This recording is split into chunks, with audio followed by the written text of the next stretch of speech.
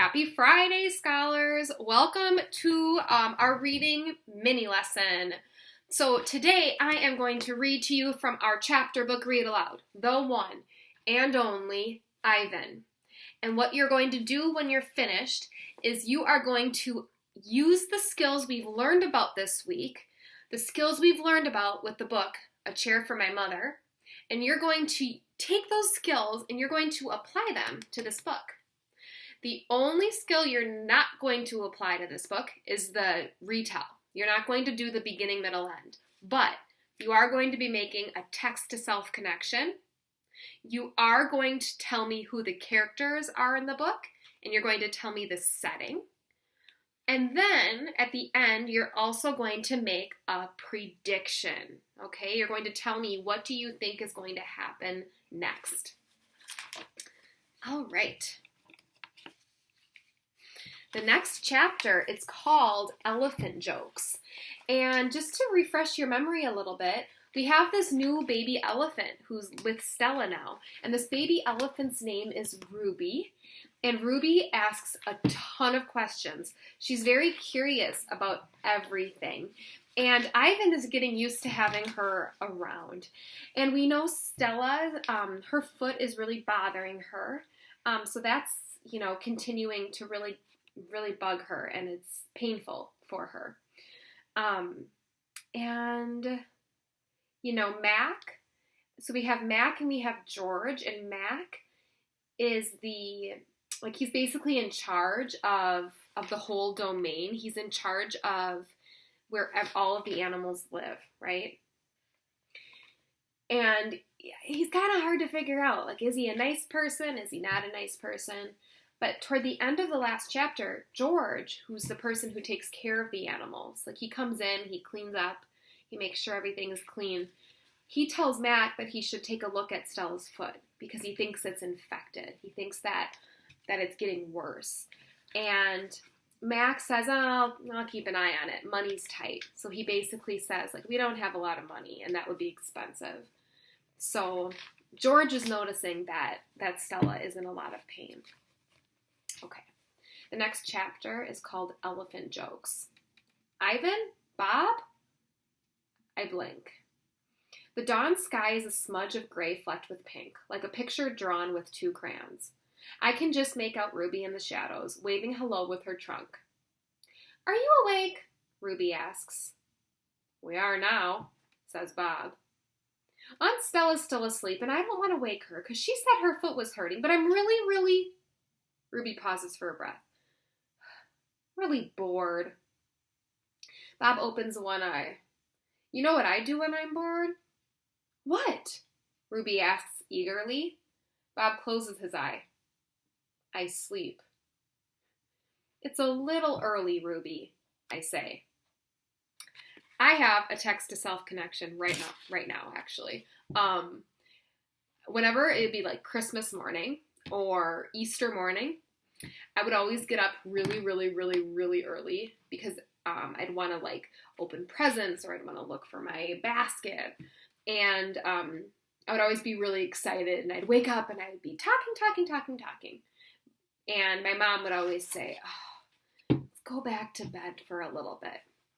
So maybe you have a text-to-self connection. Does somebody in your home get up really early? Does somebody in your home talk a lot? Have you ever been bored? Like Ruby's bored? I'm used to getting up early. Ruby wraps her trunk around one of the bars on her door. At my old circus, we always got up when it was still dark, and then we had breakfast and we walked in a circle. And then they chained my feet up, and that really hurt. Ruby falls silent. Instantly, Bob is snoring.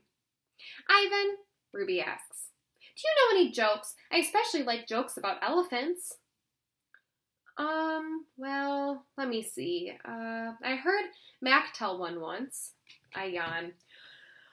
How can you tell that an elephant has been in the refrigerator? How? By the footprints in the butter. Ruby doesn't react. I sit up on my elbows, trying not to disturb Bob. Get it? What's a refrigerator? Ruby asks. It's a human thing, a cold box with a door. They put food inside. They put food in the door or food in the box? And is it a big box? Ruby asks. Or a little box? I can see this is going to take a while, so I sit up all the way. Bob slides off, grumbling. I reach for my pencil, the one I snapped in half with my teeth. Here, I say. I'll draw you a picture of one. In the dim light, it takes me a minute to find a piece of the paper Julia gave me. The page is a little damp and has a smear of something orange on it. I think it's from a tangerine. I try my best to make a refrigerator. The broken pencil is not cooperating, but I do what I can. By the time I'm done, the first streaks of morning sun have appeared in flashy cartoon colors. I hold up my picture for Ruby to see. She studies it intently, her head turned so that one black eye is trained on my drawing. Wow, you made that? Is this the thing you were telling me about before? Art?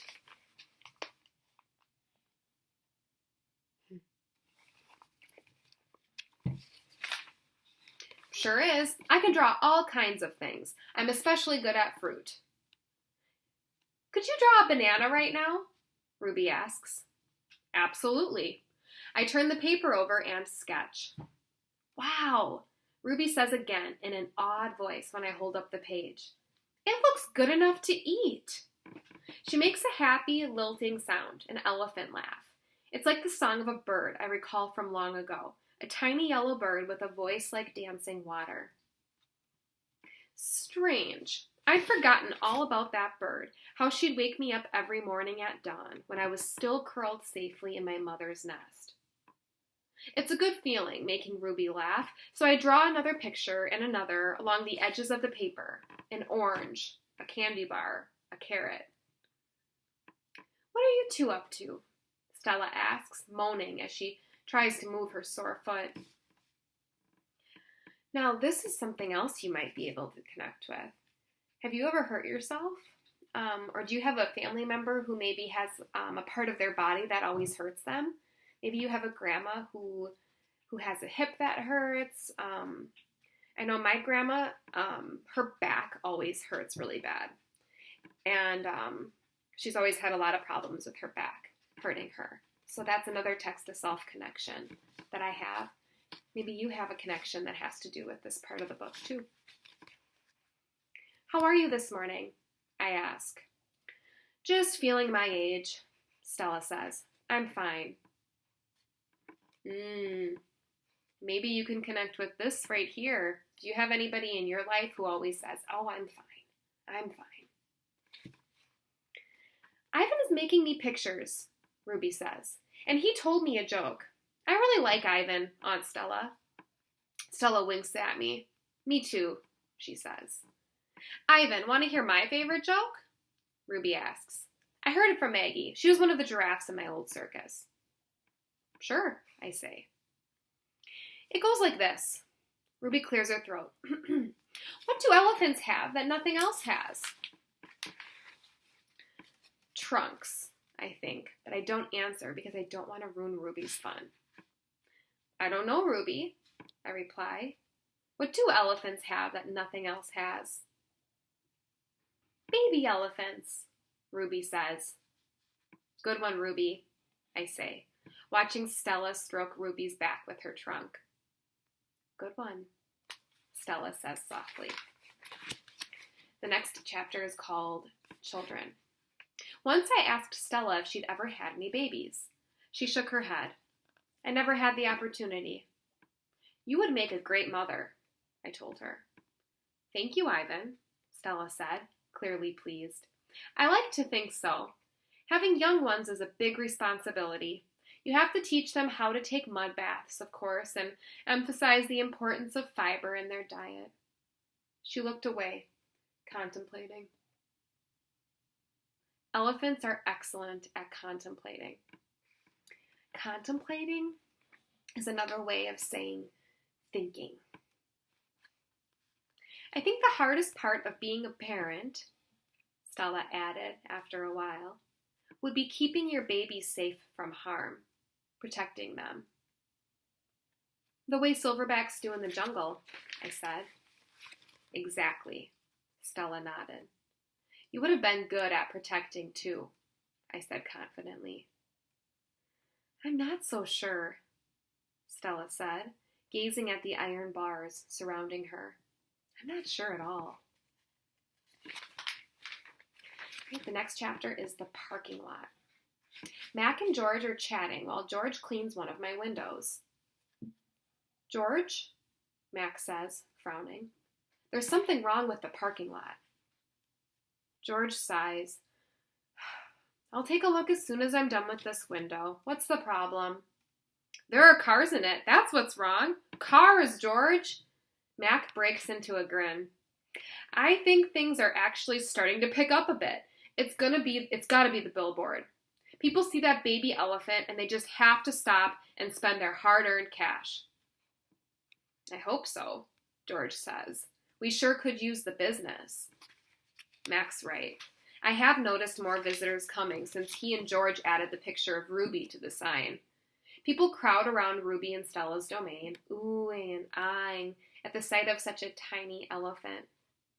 I gaze out at the huge sign that makes humans stop and spend their hard-earned cash. I have to admit that the picture of Ruby is rather cute, even if she doesn't look like a real elephant. I wonder if Mac could add a little red hat and a curly tail to the picture of me. Maybe then more visitors would stop by my domain. I could use a few oohs and ahs myself. Seems like Ivan is kind of sad. He's kind of bummed. He's kind of down in the dumps.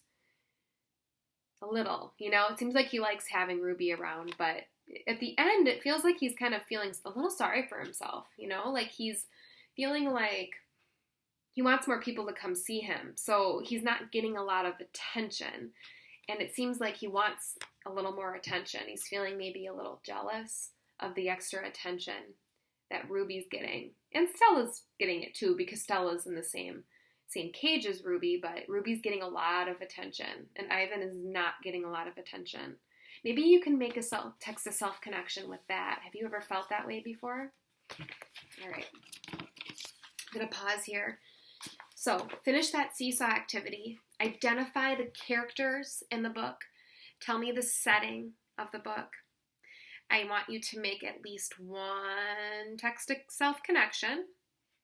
You might have to re-listen to part of the book to do that. Okay, and then you're also going to make a prediction. What do you predict is going to happen next? All right, now when you're finished with that activity, you're going to notice, maybe you already did, that instead of having you do an independent reading activity, I posted a fun field trip. So make sure when you're finished with your work, you check it out. You get to go to Disney virtually, and you get to go on rides and see shows, and I don't know, I thought it would be really a fun Friday thing to do. So have a great Friday, have a great weekend, and I'll see you on Monday.